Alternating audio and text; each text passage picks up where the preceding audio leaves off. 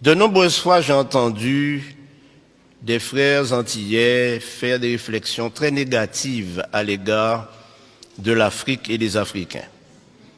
Mon problème est que c'est le résultat d'une coalition internationale dans le cadre du conflit cosmique où les médias du monde entier se sont ligués contre ceux qui ne sont pas décolorés. Car en réalité, vous découvrirez à travers l'étude, malheureusement, le temps m'est compté, de sorte que je vais faire des raccourcis, mais je veux faire 3 déclarations qui vont vous pousser à réfléchir et peut-être à sonder les Écritures davantage. La première, c'est que la Bible a été écrite pour que les Africains sachent que Dieu est leur Dieu. La deuxième chose que je vais dire, c'est que le peuple d'Israël est un peuple noir. Et la troisième chose que je dirai, c'est que nous, Antillais, descendants d'esclaves, il y a probablement parmi nous des descendants des tribus d'Israël. Alors plusieurs fois nous avons dit, mais c'était pour les Juifs. Nous ne sommes pas Juifs. Nous ne sommes pas Israélites. Je fais la différence entre Israélites et Israéliens. Et qui sommes-nous? Et volontiers, nous nous décrivons comme des païens ou des païens convertis. Mais attention. Pour répondre à toutes les questions que j'ai soulevées, et ne m'en veuillez pas, il faut commencer par répondre à une première question. Où Dieu a-t-il planté le jardin d'Éden? Alors certains me diront toutes sortes de lieux géographiques. Mais si nous lisons attentivement, et j'aimerais, frères, vous dire que lire la Bible n'est pas suffisant. Mais ce qui est important, c'est de sonder les Écritures, questionner notre foi et questionner nos pratiques. Mais j'aimerais vous inviter à lire en Genèse chapitre 2 pour découvrir que le jardin d'Éden était en Afrique centrale. Je pourrais m'arrêter là et vous laisser partir frustré. Et probablement vous posant des questions en vous disant, mais ce pasteur qu'on a invité aujourd'hui, d'où vient-il? Qui est-il? Quel étrange personnage. Mais vous savez, mes amis, je suis né dans l'église adventiste, mais je n'étais pas adventiste quand je suis né.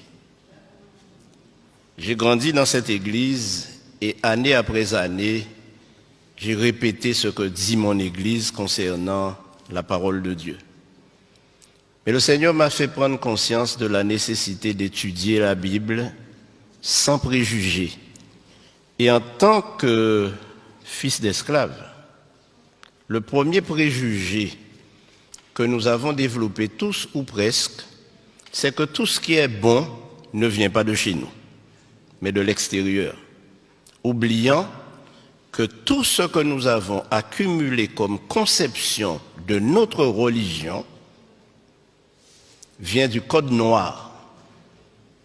Et le Code noir stipulait que les Africains ou les hommes de couleur noire n'ont pas d'âme, ne sont pas capables d'adorer et ils ne peuvent pas avoir un Dieu autre que le Dieu de leur colon, de leur maître. Donc, les hommes de couleur noire ne peuvent pas avoir un Dieu autrement que blanc. Et voilà ce que nous avons cultivé. Et jusqu'à présent, nos enfants, nous leur montrons un Christ blanc, nous leur montrons des anges blancs, et quand nous parlons de Dieu, nous pensons même déjà, nous l'avons déjà coloré en blanc. Mais mes amis, la Bible m'enseigne autre chose, tout à fait autre chose. Et quand je lis la répartition des nations sur terre, je me rends compte que nous sommes tous cousins et cousines. Car nous sommes tous mon cher Max, des descendants de Noé. Tous descendants de Noé, à travers ses fils. Or, le seul fils de Noé qui était un albinos, donc blanc, c'était Japhet. Mais Sem et Cam, ou Ham, puisque Cam c'est francisé, étaient noirs. Les Sémites sont des noirs. Les descendants de Sem sont des noirs. Et les descendants de Cam sont des noirs. Et c'est la Bible qui le prouve. Dans la généalogie de Jésus, il y a plusieurs Cananéens. Plusieurs femmes cananéennes ont enfanté avec des Sémites ou des Couchites. Vous savez, quand nous lisons la Bible, frères et sœurs, nous ne la sondons pas. Lorsque nous arrivons sur les généalogies, sur le livre des Chroniques, nous passons au chapitre suivant, ou au livre suivant.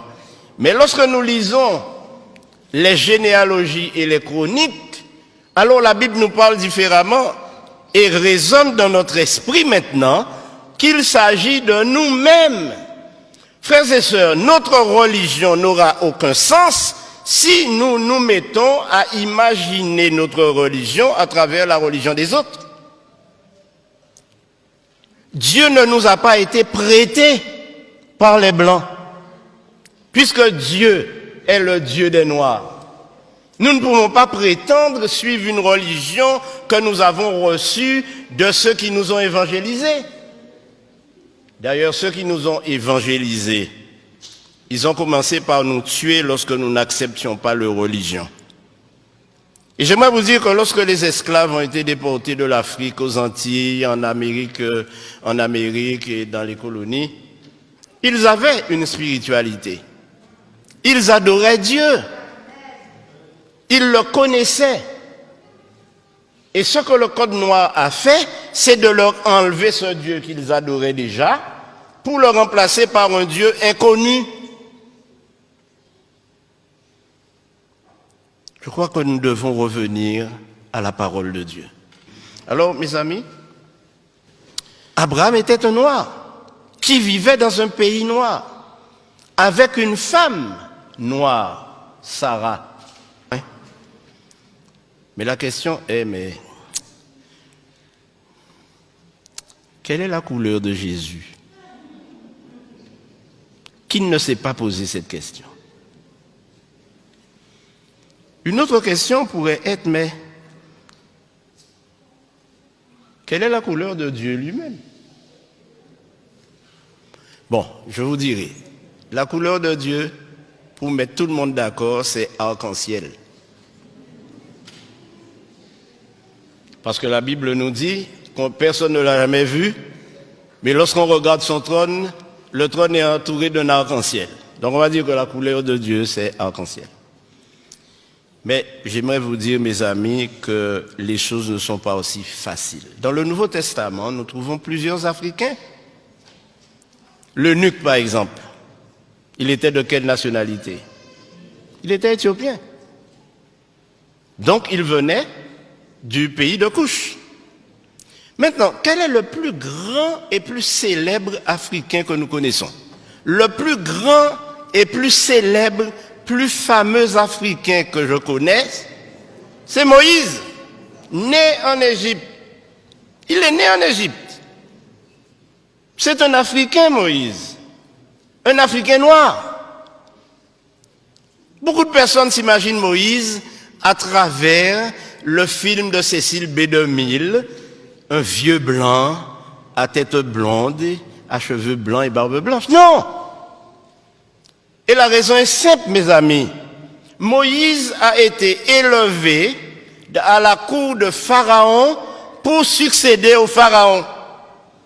Or, nous savons aujourd'hui, et le monde scientifique, les historiens, les théologiens savent que les Égyptiens étaient des Noirs et les pharaons étaient noirs. Alors, Moïse était le plus grand noir célèbre que l'on connaisse. Et ceci a été prouvé par le plus grand savant du XXe siècle africain, qui s'appelle Cheikh Anta Diop et qui a déterminé par ses études et prouvé au monde scientifique que la civilisation égyptienne et noire est la première civilisation du monde. Et aujourd'hui, quand nous parlons, nous disons que l'Afrique est le berceau de l'humanité, n'est-ce pas?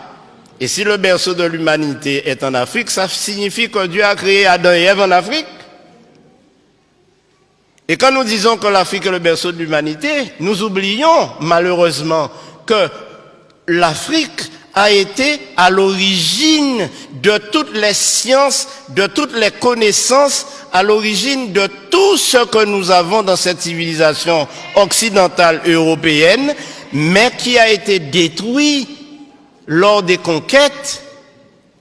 Et on a cassé les nez de toutes les statues égyptiennes pour qu'on ne voit pas le caractère négroïde. Ainsi donc, mes amis, ne nous laissons pas embarquer, mais puissions-nous cultiver une religion authentique. Mais mes amis, il y a 2 généalogies de Jésus dans la Bible. Une en Matthieu 1er et l'autre en Luc 3. Ces 2 généalogies, je vous invite à les lire, à les comparer, et vous vous rendrez compte qu'elles sont inversées, c'est-à-dire une commence par la fin et l'autre commence par le commencement. Mais pourquoi ces 2 généalogies ont été données? La première, c'est que la généalogie en Matthieu prouve que Marie est bien la mère biologique de Jésus et elle était noire. À la question, mais quelle est la couleur de Jésus? Alors, si je vous dis que je ne sais pas, vous ne me croirez pas, après tout ce que j'ai dit. Mais ce que j'ai découvert en étudiant les généalogies, c'est que toute l'ascendance de Jésus, depuis Abraham, est de lignée noire, sémite et cushite. Alors évidemment, la conclusion est simple. Ne me faites pas dire que Jésus était noir, mais si vous me le faites dire, je le dirai. Alors, en Jean 8, 32, le Seigneur Jésus-Christ lui-même nous dit, connaissez ce texte? Vous connaîtrez la vérité et la vérité vous affranchira. Ce dont nous avons besoin aujourd'hui, frères et sœurs, c'est d'être affranchis de tous les concepts, de toutes les idées, de toutes les philosophies que nous entendons dans les sermons, que nous entendons dans les études, que nous entendons des gens afficher et affirmer. La Bible nous dit que le peuple noir n'est pas maudit, que le peuple noir fait l'objet de l'attention de Dieu, parce que Dieu s'est adressé à des noirs. Donc, ce qu'il faut retenir, c'est que tous ces concepts que nous avons développés et qui font de nous des personnes complètement complexées, lorsque nous sommes dans un milieu où nous ne retrouvons pas les couleurs auxquelles nous sommes habitués, nous sommes complexés, nous avons l'impression d'être inférieurs. Nous ne sommes pas inférieurs devant Dieu. Au contraire, nous sommes des enfants d'Israël. Il y a de cela 2 ans, j'étais au Ghana. J'étais à Kumasi, au Ghana. Et là, j'ai rencontré de nombreuses personnes qui m'ont dit « Nous sommes des descendants de Siméon ». Et ceci a éveillé mon attention. Mais savez-vous ce qui s'est passé? Lorsque les Romains sont entrés à Jérusalem et qu'ils ont commencé à persécuter les enfants d'Israël, qui étaient des Noirs, ils se sont enfuis en Afrique de l'Ouest. Et c'est pourquoi aujourd'hui, pratiquement toute l'Afrique de l'Ouest est peuplée de descendants d'Israélites. Cherchez et vous trouverez à Man, en Côte d'Ivoire, des descendants de la tribu de Dan. Et si vous allez jusqu'en Afrique du Sud, vous trouverez les Lemba, qui eux aussi sont des Israélites, qui pratiquent tous les rites juifs sans avoir été évangélisés par aucune nation. Alors mes frères, Simon de Cyrène, c'était un noir. Mais je terminerai par ce qui va vous renverser sur votre siège. L'apôtre Paul était un noir. Et je vous donne la référence, lisez-la à la maison. Acte 21, versets 37 et 38. Quand l'apôtre Paul s'est présenté, on lui a posé la question, mais n'es-tu pas cet Égyptien qui soulève des foules? S'il était pris pour un Égyptien, Paul n'était rien d'autre qu'un nègre marron, comme moi-même.